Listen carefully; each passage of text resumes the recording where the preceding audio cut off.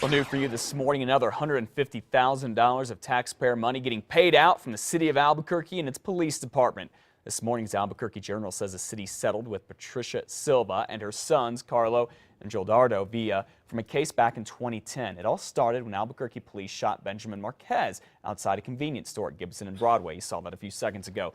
The city's assistant attorney tells the Journal investigators are looking for people who were with Marquez that day, and Carlo Villa was one of them. Family's attorney says snipers with ninja outfits threatened them, threw them to the ground, and arrested them. But the city says, no, that really never happened. Again, the two settled for $150,000, with the city saying police did nothing wrong. A woman who used to take care of the 9-year-old boy who police say was killed by his own mother says CYFD ignored her warnings and did not do its job.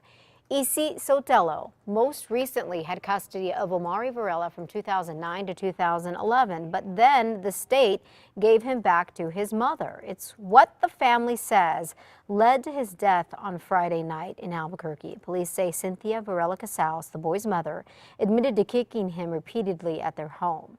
Sotelo says there were previous reports of abuse. I told them, I said, they're not ready to go back. She's not ready for those kids. She haven't straightened up yet. CYFD says it cannot comment on such cases, but it did release a statement on Monday saying it was not actually investigating Omari's mother at that present time. Varela Casals remains in jail on a $100,000 cash-only bond. She told the judge she needed to get out for some sort of brain surgery and psychiatric evaluation. The death of the 9-year-old boy, though, has no doubt many people demanding answers from the state agency that put him back in his mother's arms. And now one state legislator says it is time for more oversight for CYFD. News 13's Crystal Gutierrez explains. There were many people that were willing to take these children in or this child in. And unfortunately, CYFD made the wrong decision. Senator Michael Padilla says it's time to hold CYFD accountable, especially after the case of 9-year-old Omari Varela. No child should ever have to be placed in a situation that's unsafe for them. And that's what we see has happened here. But Senator Padilla says what happened inside Omari's Albuquerque home is not uncommon. He filed a joint memorial 2 weeks before the boy's death, requesting a report from CYFD about how the state agency works, to include how and when the department decides to pull kids from abusive homes. Also a concern, how long kids are kept in foster homes and how they determine who can be a foster parent. They may be taking children for the wrong reasons. Earlier this year, police arrested this man, 52-year-old Sebedeo Lujan, and charged him with child rape. He was approved by the state to house foster kids. Police would not say if the victims were any of the kids he fostered. Senator Padilla says there are cases of abuse, neglect, and cases where foster parents could be using the kids just to get state reimbursement. Some of these homes have, upwards of 6, 8, and 10 and 12 children in them, and that's completely unacceptable in my mind.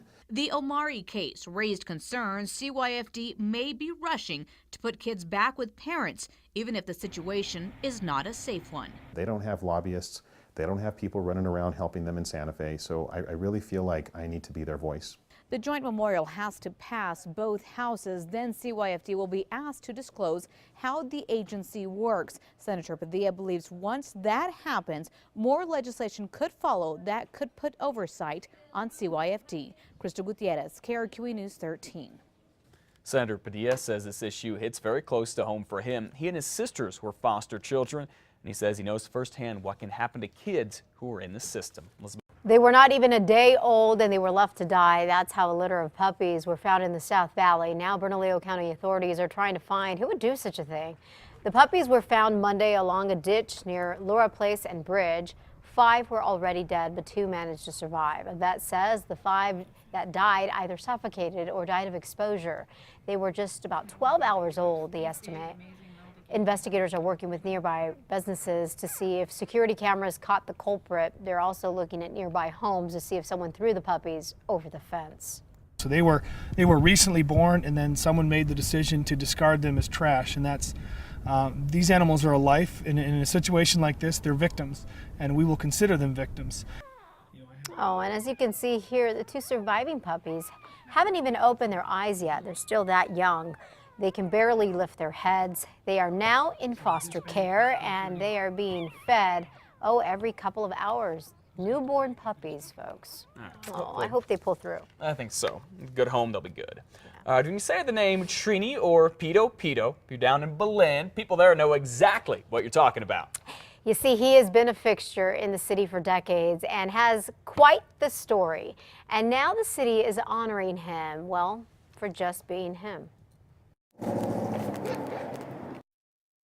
Trini has spent his life making Belen a better place. You see, every day he walks to local businesses and does things like take out the trash, sweep the parking lots, and anything else that needs to be done. His story is both sad and happy. When he was just 3 years old, he was attacked by a colony of ants, leaving him nearly brain damaged. And on behalf of the citizens of Belen, do hereby proclaim December 16th, 2013 as Trinivaca Day. Okay, so he is suffering with a little bit of brain damage. But Trini was presented with a broom and a key to the city recently. His younger brother, who now cares for him, says Trini will be roaming the streets, probably doing what he does best for the rest of his life, which is really make a difference in his community. Can you believe that? What a great guy. Good for him. Look at how happy he is.